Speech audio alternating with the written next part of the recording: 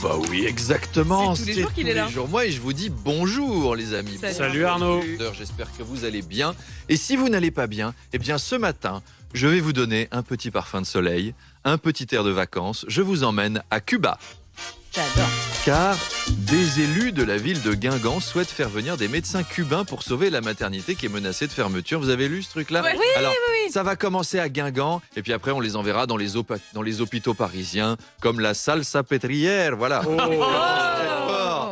Donc Emmanuel Macron, il a quand même tellement bien géré l'hôpital que nos maternités ont besoin de médecins venus d'un pays du tiers-monde, 1000 fois moins riche que nous et qui a été sous embargo pendant 40 ans. Bravo. Après, c'est un juste retour des choses. Le nombre de meufs qui sont parties en vacances à Cuba, qui sont revenues enceintes, c'est normal que les Cubains aident à l'accouchement.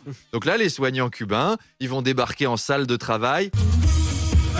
Ouais, buenos días, señora. Je suis le docteur Basilio, votre médecin accoucheur et professeur de salsa. Allez, tu te mets en position, ma jolie. Les pieds sur les étriers. Oh, Dios mio. Toi, tu n'as pas fait les tickets de métro. On dirait que tu as la barbe de Fidel Castro. Tu aimes Cuba. Tu es un aficionados. Les pauvres Cubains, ils sont habitués au soleil toute l'année. Ils vont se retrouver à Guingamp. Imagine si un jour on appelle des médecins formés à Dubaï pour faire des dépannages à Charleville-Mézières. La violence du changement de climat. Tu passes de Nabila à Monique Olivier, ça pique, hein. Les pauvres. Arnaud, la cérémonie d'entrée au Panthéon de Missak Manouchian se tiendra donc cet après-midi. Oui, on change d'ambiance, c'est moins tout à fait, salsa c'est d'un pas- seul coup. Donc Missak Manouchian, à ne pas confondre avec André Manoukian, rien à voir. Lui, il n'est pas entré au Panthéon, il est juste entré dans Liane Folly, ce qui est bien, mais c'est moins prestigieux. Alors Missak Manouchian était un résistant arménien. Non. J'ai le décalage horaire, Ah je suis fatigué. ça peut pas tout- Missak Manouchian était un résistant arménien. Vous vous rendez compte qu'avec la nouvelle loi immigration, il aurait eu une OQTF-OQ, il aurait été reconduit à la frontière. Après, il aurait eu la vie sauve, on aurait eu un sans-papier en moins, mais aussi un résistant en moins. C'est moins simple de virer les nazis dans ce cas-là, on les aurait peut-être encore sur le dos. Marine Le Pen a déclaré que malgré le refus de la famille, elle se rendra quand même à la cérémonie. Dites donc, ça a changé le RN. Un étranger en situation irrégulière, communiste, anti-nazi, il lui rend hommage, dites donc. Quand tu penses que Jean-Marie Le Pen a siégé à l'Assemblée nationale dans le même groupe qu'un des responsables des brigades qui ont arrêté Missak Manouchian, on respecte pas du tout son héritage, Jean-Marie. Quand il voit ça, je vais vous dire, il doit se retourner dans sa tombe, le malheureux. Alors, non, je sais, il est pas mort. Enfin, reconnaissez que voir le RN à cet hommage, c'est pas intuitif. En octobre, on apprenait que le RN, ils étaient plus antisémites. Maintenant, on apprend qu'ils auraient été résistants en 40. Je vois le moment où Jean-Marie Le Pen va nous expliquer qu'on a toujours cru que FN signifiait Front National, mais pas du tout.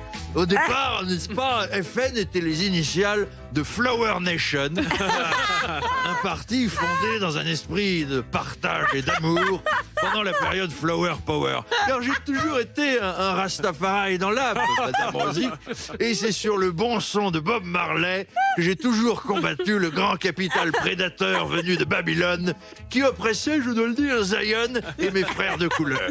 Et j'ai envie de dire à mes Renois et mes Rebeux, si vous m'écoutez, ensemble, nous mettrons à terre un jour le patriarcat blanc hétéronormatif, n'est-ce pas, qui nous enchaîne, nous et les disciples de Malcolm X. Death to the system, peace and love, aux arbres citoyens, n'est-ce pas? D'ailleurs, vous avez vu Emmanuel Macron, je vais vous le sortir en DVD, celui-là. D'ailleurs, vous avez vu, Emmanuel Macron a encore changé d'avis sur le parti de Marine Le Pen. Il y a 6 mois, il engueule Elisabeth Borne qui a rappelé que le parti était fondé par des pétainistes.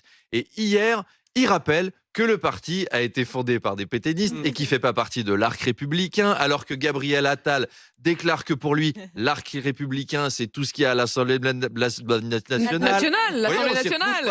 On s'y retrouve plus. Bref, la Macronie, devant le RN, c'est un peu Thérèse du Père Noël est une ordure. On ne sait que choisir. Voilà, exactement. Ça fait toujours du bien. Oh bah, elle est bien cette Oh phrase. là là, c'est magnifique. On va parler foot, Arnaud, à Marseille. Jean-Louis Gasset, 70 ans, a été nommé entraîneur et il s'agit de l'ancien sélectionneur de la Côte d'Ivoire. Oui, Gasset, entraîneur de l'OM à 70 ans. Bah voilà, pour lui, la canne bière, c'est approprié. T'es pas loin de la canne, t'es pas loin de la mise en bière non plus. Surtout si t'as pas les résultats attendus, parce qu'il te loupe pas là-bas. Bon, l'avantage avec Jean-Louis Gasset, c'est que les supporters pourront le siffler. Il s'en fout, il n'entend plus. Alors, il a démissionné il y a 1 mois de son poste de sélectionneur de la Côte d'Ivoire parce qu'il n'arrivait pas à remobiliser une équipe en crise. Du coup, il vient à l'OM pour remobiliser une équipe en crise. Ça sent la bonne pioche. Tant qu'on parle de sport, j'ai vu passer cette nouvelle étonnante. Le Sénat a noué un partenariat avec le lycée Stanislas pour que les sénateurs puissent utiliser la piscine et la salle de sport. Alors, bon, clairement, les mecs, ils y vont pas. Non, mais pour le coup, on peut reprocher beaucoup de choses aux sénateurs, mais pas d'abuser de la salle de sport. Tu sens qu'il y en a ils sont à 2 doigts de la crise cardiaque en montant un escalier. Alors, par contre, pour la piscine, je sais qu'ils y vont. Je suis surpris que les parents n'aient jamais protesté. Quant à Gérard Larcher qui débarque avec 25 potes en slangui dans une piscine scolaire.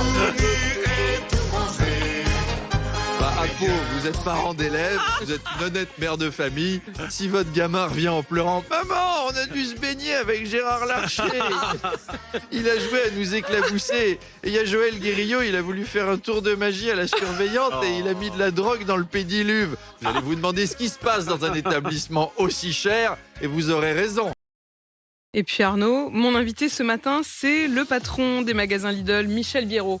Les gens m'appellent l'idole des jeunes. Bah oui, Michel, les gens l'appellent l'idole des jeunes. Et il en est même qu'il en vit, Michel. Surtout Emmanuel Le Chypre, c'est tellement dommage qu'il soit en vacances. Il doit être dégoûté. Recevoir le patron d'un groupe allemand basé à Neckarsulm dans le Baden-Württemberg, dont la spécialité est la rigueur budgétaire. Mais pour lui, c'était un concert de Rihanna. Il aurait été torse nu à faire tourner sa chemise et tout. Alors Michel Biérot n'a pas fait d'études en grande école de commerce, figurez-vous. Il a commencé avec une licence de tourisme. Il devait avoir une conception à lui du tourisme parce que son premier réflexe, c'est d'aller visiter des Lidl en Allemagne et de se dire, c'est là que je veux passer ma vie. Parce que Lidl, il y a 20 ans, c'était pas la même chose. Hein. Ça a changé. Il y a 20 ans, c'était un néon qui grésillait. Les produits, ils n'étaient même pas sortis des cartons. Tu avais l'impression que tous les matins, il y avait un employé chargé de renverser une bouteille de vin sur le carrelage pour que ce soit bien poisseux. Ça donnait l'ambiance, Lidl. Et puis aujourd'hui, Lidl, c'est des baskets branchées revendues à 1000 balles sur eBay. Au début, c'était cheap. Et puis, ça a grimpé. Les gens s'y sont fait. C'est un peu comme les Crocs ou les Bob ou Eric Ciotti. Le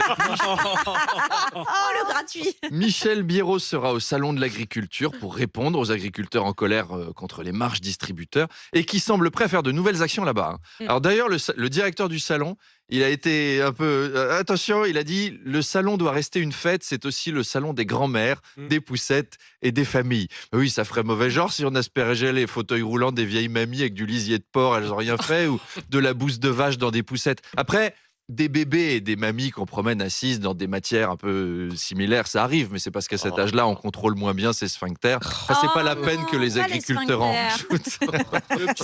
Et bon petit déjeuner. Bon, le mieux, c'est de s'assurer que Michel Biérot ne fâche pas nos amis paysans. On compte sur vous, Apolline, et c'est à 8h30. Et il sera là donc à 8h30.